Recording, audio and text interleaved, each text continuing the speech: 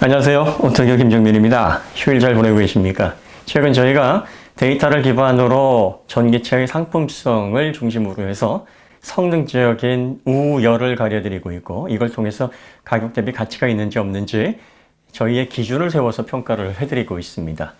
여러분들이 한 가지 꼭 알아주셔야 될 건, 제가 이렇게 하는 거는 오토기어에서 더 이상 제조사와 프렌들리한 관계를 가지고 가지 않겠다라고 선언하는 바와 다름이 없습니다. 제조사들은 이런 식의 컨텐츠를 제공하는 채널이든 미디어든 절대로 그들과 밀월 관계를 성립할 수가 없게 됩니다. 현대기아차에 대해서 긍정적으로 얘기하는 건 그들의 수치, 데이터가 좋기 때문입니다. 그들의 데이터가 망가지는 순간 저희는 동일하게 그들에게도 같은 기준을 제시해서 똑같은 평가를 내릴 테고, 그렇게 되면 현대기아도 불편해져서 저희와 연락을 끊게 될 겁니다. 오토기어는 이제 구독자를 30만을 향해서 가고 있고요. 5년 정도 운영이 되고 있습니다. 여기에 등록된 영상만 1,500개, 이제 1,600개에 달합니다. 이걸 시간으로 환산하면 거의 70일 동안 쉬지 않고 얘기하는 게 되는 겁니다. 그러면 얼마나 많은 내용들이 다뤄졌겠습니까?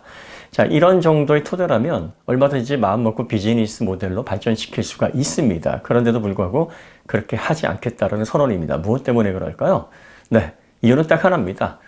자동차를 사랑하고 본질을 추구하고, 그러므로 인해서 많은 분들이 자동차의 상품성에 대해서 명확한 기준을 좀 가져셨으면 하는 바람입니다. 성능이 전부가 아니에요. 성능 때문에 자동차를 다 일렬로 세워올 수 있다는 게 아닙니다. 자동차에서 가장 중심이 되는 성능을 기반으로 해서 여러분들이 상품의 좋고 나쁨을 일단 판단한 다음에 브랜드든 뭐든 플러스 마이너스에서 구입할 수 있는 기준으로 삼게 되면 결과적으로 자동차를 선택하시는 분에게 건전한 그런 정보 제공이 되는 겁니다. 아마 제가 사회 초년생이었고 또 오토기어를 통해서 뭔가 대단한 일을 성취하고 싶다라는 마음을 가졌다면, 네, 이렇게 결정을 내리고 이런 식으로 콘텐츠를 만들 수 없었을 겁니다.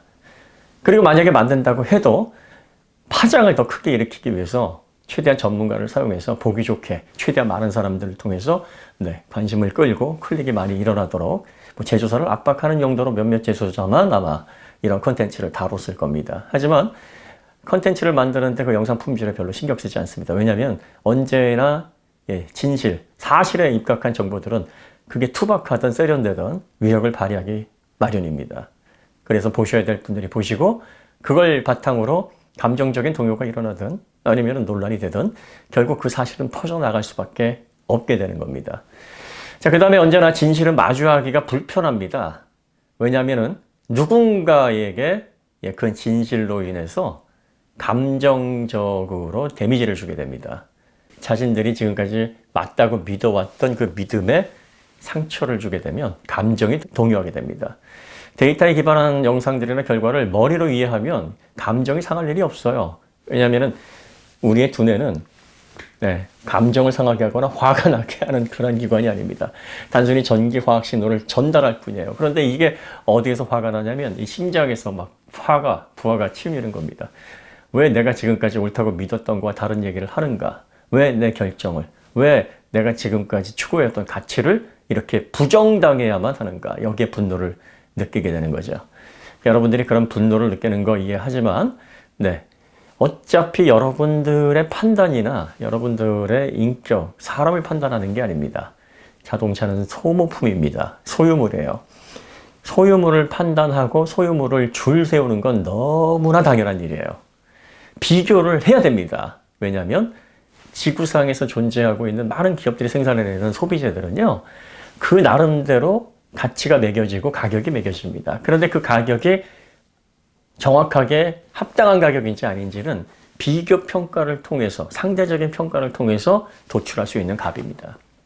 특히 자동차처럼 비싼 소비재는요, 이런 비교가 정말 필수적입니다.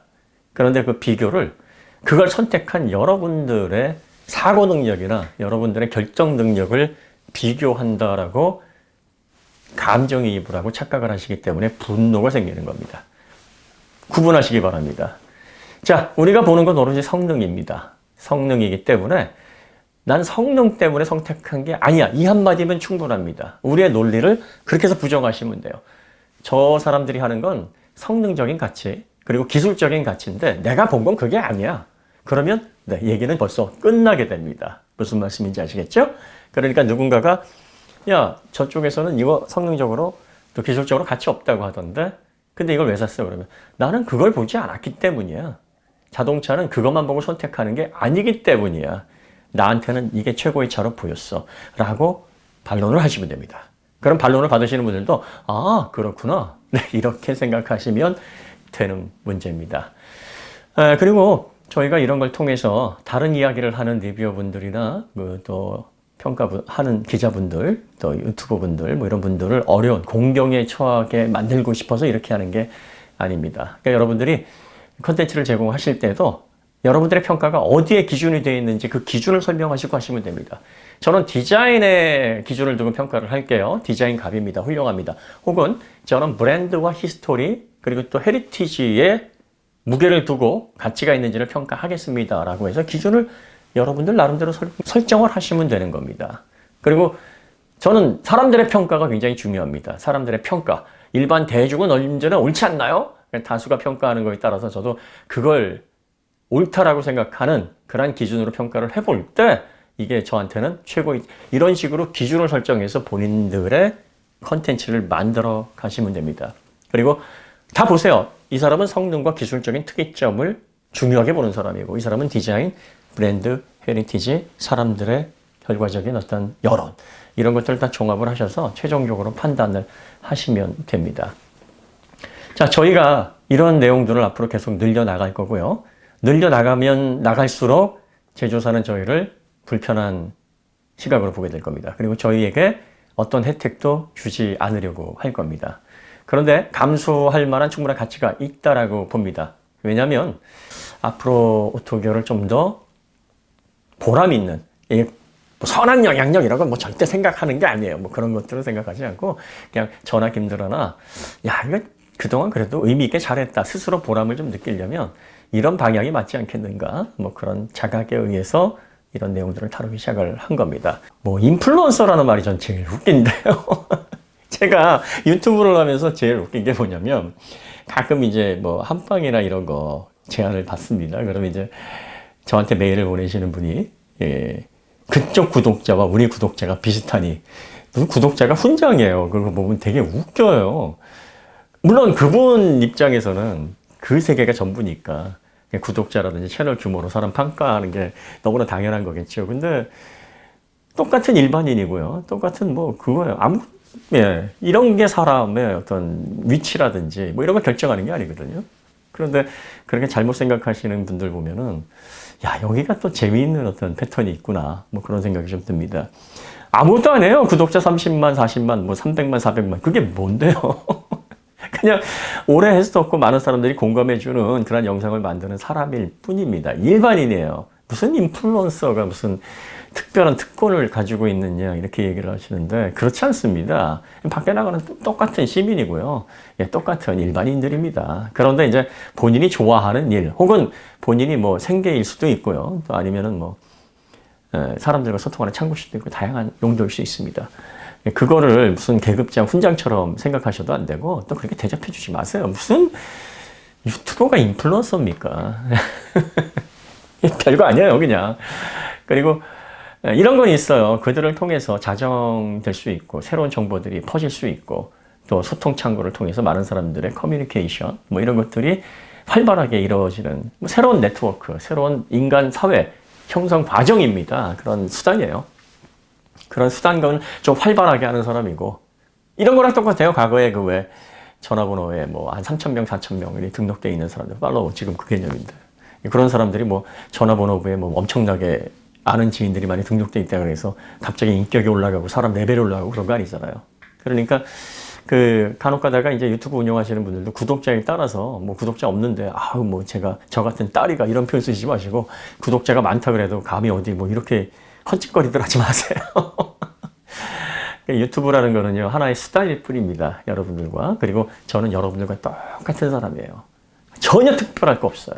그냥 길 가다가 같이 신호대기에 서 있고 같이 중국집에서 짜장면 먹다 보면 옆에서 후루룩거리고 있고, 스타벅스에서 커피 홀짝홀짝거리고 있고, 아이들 뭐 챔피언 놀이터 같은 데 데려다 놓고 밖에서 언제 끝나라고 서성이면서 내 스마트폰으로 뭐 이렇게 검색하고 있고 이렇습니다. 마트 가가지고 장바고 코스트코에서 줄 서가지고 왜 이렇게 사람이 많은가 투덜거리고, 네, 운전하다가 막 화나면 속으로 이런 사람이에요.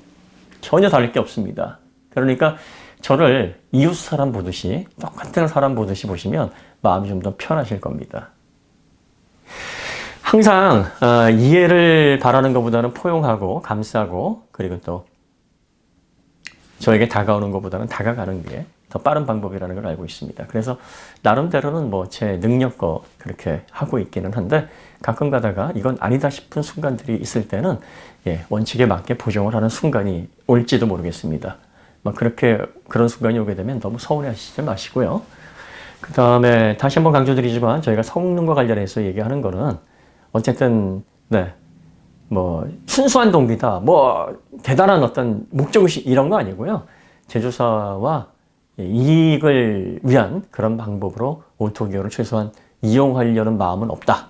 그리고 어떤 동기든 간에 이걸 통해서 보람 있는 일을 하고 싶고 뭔가 사실을 전달을 해야지, 그래야 우리가 좀 더 나이 먹어서 좀 더 뒤를 돌아봤을 때 그때 좀 잘하지 않았는가 하는 무용담 하나라도 더 늘어날 것 같은, 저희를 위한 마음에서 그렇게 하는 거다 정도로만 이해를 하시면 될 것 같습니다.